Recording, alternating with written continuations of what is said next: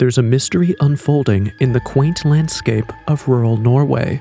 Most people know Norway as the country ranked 7th on the World Happiness Index, the country with those iconic fjords, and one of the best places to see the Northern Lights. But in a small valley, barely 12 kilometers long, there have been sightings of bizarre flying objects that seem to move at incredible speeds and vanish within seconds. In the past century, there have been hundreds of reports of such objects, and all of them have agreed on just one thing. What they saw was a UFO. This is the bizarre true case of Norway's ongoing UFO mystery. Tucked away in central Norway, the Hessdalen Valley extends quietly for a modest 12 kilometers. The valley is surrounded by rugged mountains, making it look like it's frozen in time and secluded from the hustle and bustle of the modern city that lies ahead. Maybe in another world, Hesdalen would be known for its beautiful, timeless look.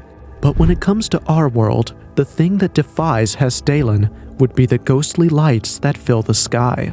For decades, residents and tourists alike have reported seeing strange, luminous lights flickering and darting across the night sky, beyond their explanation.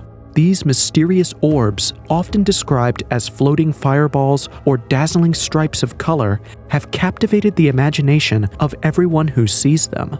Some even go so far as to claim that these lights are caused by extraterrestrial visitors.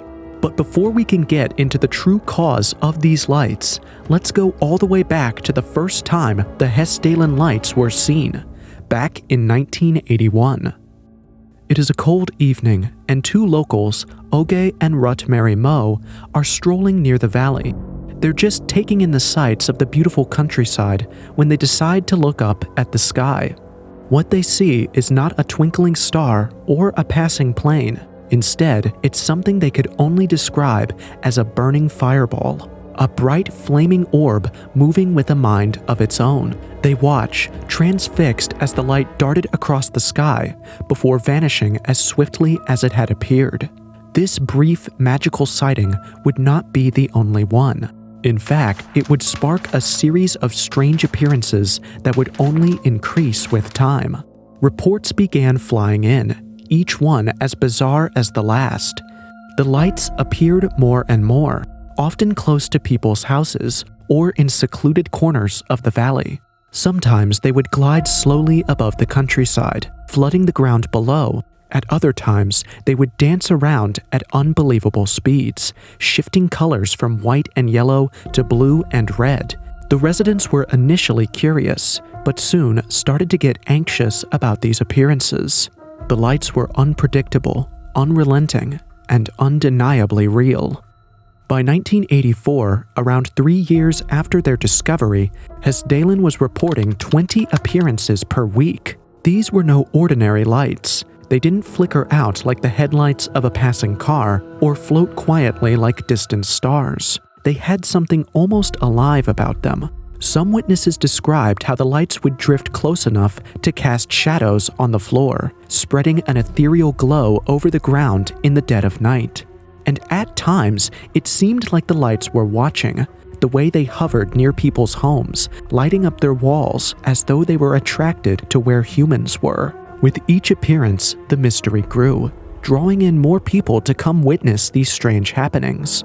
Tourists and thrill seekers flocked to Hesdalen with hopes of catching glimpses of the elusive lights. Media houses reported extensively about them, drawing more attention from a wider audience and inspiring a wave of scientific inquiries. The local newspapers in Norway began running stories, and soon, Hesdalen wasn't just the quiet valley anymore. It was buzzing with people determined to get to the bottom of these strange lights. Scientists and students from within and outside Norway assembled in Hesdalen. They brought with them the tools of modern science: radar systems, cameras, magnetic detectors, and instruments that can capture the slightest irregularity. Their mission was to document the lights firsthand, and, if possible, decipher the forces behind them. This initiative was known as Project Hesdalen, aimed at finding the origin and cause of the strange lights. From their very first night at the valley, the scientists knew they were dealing with something unique. Cameras trained on the valley were positioned on the hillside, watching and waiting. The silence stretched on as they scanned the pitch-black landscape. Then, in a distance, a glimmer was seen, a faint radiance against the vast night sky. The light expanded, changing from yellow to white, moving with an eerie precision that no light source could replicate. Cameras clicked, radars hummed, and for the first time, the Hessdalen Lights were captured with photographic and sensor evidence. Their existence was finally being acknowledged by scientific eyes. But getting these lights on film only created more questions than answers. The radar displayed objects moving in erratic, unpredictable patterns that challenged conventional physics. Some lights seemed to buzz with energy, shining even brighter before fading, only to re-emerge elsewhere after a while. In one particular observation, a bright orb was seen floating barely above the ground, illuminating the valley in a powerful, ethereal glow. The radar recorded it as a solid object, but when researchers zoomed in using high-powered cameras, it seemed more like a ball of pure energy. While most of the lights were close to the ground, others ascended high into the sky before disappearing with no traces. The Project Hessdalen campaign documented numerous appearances of these strange lights, each one adding to the increasing archives of evidence. But as the researchers studied their data, there were no patterns or easy answers seen. The lights appeared randomly, often with no warning, and vanished in the same manner. Worst of all, the appearances began to diminish after 1984, and the scientists could no longer continue the mission. However, between 1985 to 1987, there were reports of a re-emergence of the lights. This period led to more documented accounts from both residents and tourists, although it happened at a slower pace as compared to 1984.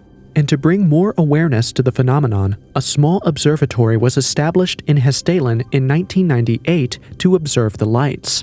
Since then, telescopes have captured hundreds of appearances with vivid images that anyone can look at today. But that brings us to the heart of the question. Just what are these lights? The most obvious theory is UFOs. Considering just how many people have seen these lights and how many photos we have of them, it's almost impossible for these lights to be happening by chance. Something or someone is behind them. This theory is given a lot of weight because of how alive these lights seem.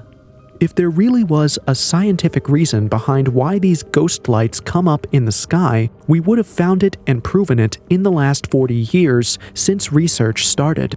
But even today, it's unclear how these lights manage to move as if they have a mind of their own. And it's not just the Hessdalen Lights specifically. Weird lights can be found all over the world. In England, they are known as will-o'-the-wisps. Steeped in English folklore, will-o'-the-wisps have long been perceived as bad omens. These ghostly flickering lights emanating from marshland were said to lead nocturnal travelers into dark waters and even cause death. In indigenous Australia, these lights have become an important part of the culture and are called min-min lights. These min-min lights are a mysterious phenomenon reported in the Australian outback, particularly along the 360-kilometer stretch between Winton and Bowlia in western Queensland.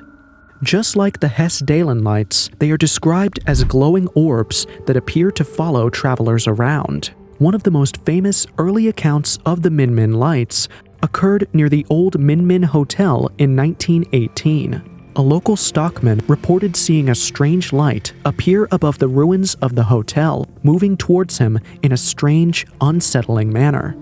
As he rode his horse, the light followed, maintaining a steady distance.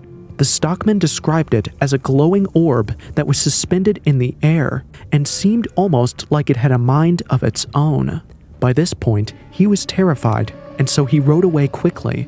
But the light did not disappear until he reached the town. Another account of the Min Min lights comes from the 1970s, when a truck driver traveling the road between Winton and Bolia reported an encounter with a strange light. He noticed what appeared to be headlights in his rearview mirror, but as he continued down the isolated road, the lights did not overtake him. Instead, they kept pace with his vehicle, moving completely in sync.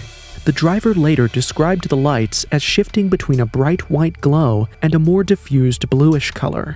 Despite slowing down and speeding up, the lights remained at the same distance away from him. And just like in the previous case, the lights only faded away when he reached a populated area. From all of this information, it's easy to see just how similar the lights at Hessdalen and the Australian Min Min lights are. Both have had sightings since the 1900s at the very latest. Both have become a big part of the culture, and both continue to be unsolved to this day. If you want us to cover the Min Min lights in more detail, then you can comment that down below and we'll cover it in a future video. However, coming back to the Hessdalen lights, the question still remains: just what are these lights, and why are they here?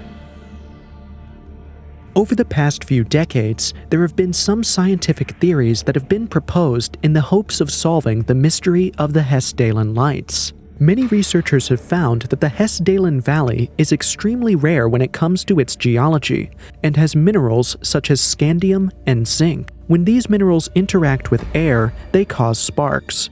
So, some researchers believe that the Hessdalen Lights are happening because of the sparks that these minerals cause when they interact with air. Other scientists have come up with something called the piezoelectric theory.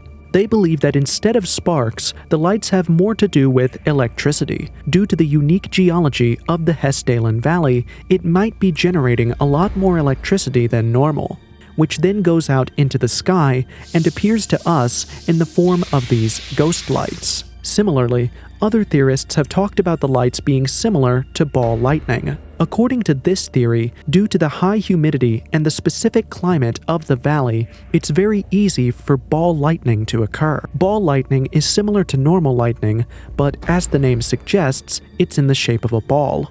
There is no clear answer as to why ball lightning happens, but studying the Hessdalen Valley more could give us more insight. While all of these scientific theories have their own supporters, there's also a huge chunk of people who heavily criticize the UFO theory while not supporting any particular scientific theory that I've already mentioned here. Many believe that the entire situation could easily be explained away by other man-made objects. In 1997, there was a series of mysterious sightings in Phoenix, Arizona. These were termed the Phoenix Lights and occurred between 7:30 and 10:30 p.m. on March 13th. The really creepy part about this event is how multiple witnesses came forward and mentioned seeing the exact same thing: a huge, carpenter square-shaped UFO which had 5 spherical lights, as you can see on screen right now. This led to huge debates about whether we finally had proof of alien life. But eventually, as the story spread like wildfire, the government found out about it and provided some answers. On that day, there was a pilot training program that happened at the same time as all these mysterious sightings. It's generally believed that what all those people saw on that day was just because of the military jets moving at high speeds and not aliens. Some people argue that the same is true in this situation, and the Hessdalen Lights might just be the result of human activity, though we have no evidence of this yet. Others mention the popular theory of lenticular clouds. Shaped like giant flying saucers, these clouds form when moist air flows over mountains, creating wave patterns. When the air cools enough at the peak of these waves, it condenses and forms distinctive lens-shaped clouds. Some people think lenticular clouds could be a simple explanation for the famous Hessdalen Lights in Norway. From the image you see on screen right now, it's pretty easy to see why people might mistake these clouds for UFOs. Some people suggest that the Hessdalen Lights form because of the light reflecting from lenticular clouds in the nearby area. The Hessdalen Valley's mountains and specific weather conditions make it the perfect place for these clouds to form, and when light from the moon, stars, or even nearby towns hit them just right, it could create the illusion of glowing, hovering lights. However, it's important to note that a lot of the reports made about the Hessdalen Lights mention them moving in strange and unpredictable paths. Those kinds of movements would not be possible if it were just cloud reflections, and there's still no solid proof that lenticular clouds are the reason behind the Hessdalen Lights. But the most bizarre thing about the Hesdalen Lights is that even though it has been so well documented, there has been very little actual evidence for both sides of the argument. Whether you believe that the lights are a result of alien activity or caused by scientific phenomena, almost no breakthroughs have been made on either side. This means that as of today, the mystery of the Hesdalen Lights will remain unsolved. So, what do you think? UFO or natural phenomenon?